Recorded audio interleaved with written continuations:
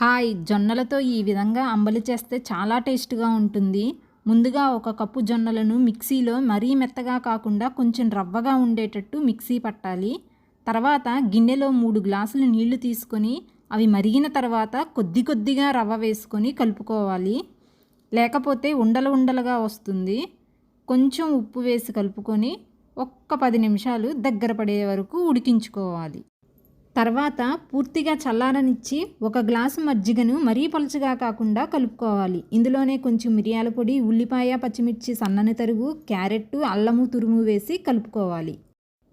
ఇప్పుడు పాన్లో కొద్దిగా నూనె, జీలకర్ర, ఆవాలు, ఎండుమిర్చి వేసి వేగాక కరివేపాకు వేసి తాలింపు వేసుకోవాలి. ఇప్పుడు అంబలిని బౌల్లోకి తీసుకొని తాలింపు వేసి కొంచెం నిమ్మరసం, కొత్తిమీర వేసి కలుపుకొని సర్వ్ చేసుకోవడమే. అంతే, చాలా రుచిగా ఉండే జొన్న అంబలి రెడీ. మీకు నచ్చితే లైక్ చేయండి.